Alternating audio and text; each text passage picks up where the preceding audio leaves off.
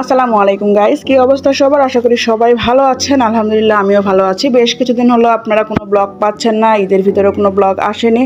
আসলে গরম প্লাস ব্যস্ততার জন্য আসা হয়নি। তো সকাল সকাল দুজন মিলে টাকা গুনতে বসে পড়েছি।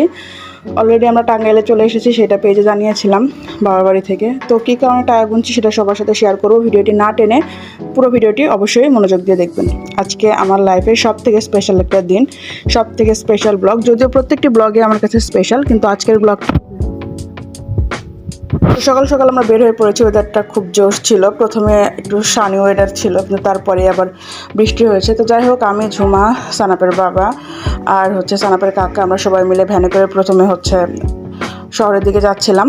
তারপরে সেখান থেকে সিএনজি করে আমাদের পাশের থানায় চলে যাব। তো আজকের দিনটা খুবই স্পেশাল। আসলে হাজব্যান্ড ওয়াইফের ভিতরে একক স্বপ্ন হোক বা যৌথ স্বপ্ন হোক, প্রত্যেকটা মানুষেরই উচিত স্বপ্নগুলোকে প্রায়োরিটি দেওয়া। হাজব্যান্ডের স্বপ্নকে ওয়াইফ প্রায়োরিটি দিবে, ওয়াইফের স্বপ্নকে হাজব্যান্ড প্রায়োরিটি দিবে। এটাই তো রিলেশনশিপের একটা মেইন ঘাঁটি যেটাকে বলে। সো আমরা আমাদের স্বপ্নগুলোকে, ছোটো ছোটো প্রত্যেকটা স্বপ্নগুলোকেই চেষ্টা করি পূর্ণতা দেবার। কারণ আমরা যদি আমাদেরটা না বুঝি তাহলে কে বুঝবে? বিষয়টা হচ্ছে এরকম। তো আমার সবসময় শখ ছিল আমি টাকা জমিয়ে সানাবের বাবাকে একটা বাইক গিফট করব। তো ওইটা তাকে বলার পরে সে বলেছিল যে না, তুমি যেহেতু টাকা জমিয়েছো রেখে দাও, কাজে লাগবে। কিন্তু আমি বলেছিলাম যে না, যেহেতু আমি টাকা জমিয়েছি তাহলে আমি তোমাকে বাইক কিনে দেবো। তো দুজন আলোচনা করেই আমরা বাইক কোন মডেল সিলেক্ট করেই চলে গিয়েছিলাম। তো যেখানে যাচ্ছি সেটা হচ্ছে মধুপুর, আমাদের পাশের থানা। ওখানে আমরা যে ব্র্যান্ড বা যে ডিজাইনটা চুজ করেছি সেটা শোরুম আছে।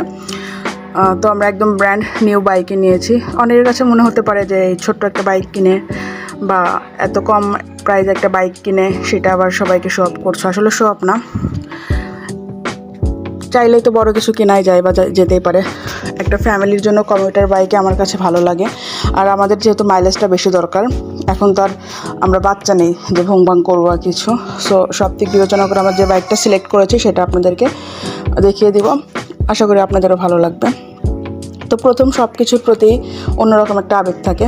আমরা আমাদের লাইফে যত কিছু কিনেছি বা যেখানে যা করেছি সব কিছুর প্রতি আমাদের খুবই আবেগ ছিল। কারণ আমরা টাকা জমিয়ে নিজেদের টাকায় সব কিছু করেছি। সেটা হোক আমার ক্যামেরা, হোক আমার ঘরের কোনো ফার্নিচার, বা হোক গহনা, যেটাই হোক। তো সব মিলিয়ে ভালোই লাগছিল। যেতে যেতে আবার বৃষ্টিও চলে এসেছে। দুই পাশে পরিবেশটা আমরা উপভোগ করছিলাম। ওয়েদারটা অসাধারণ ছিল।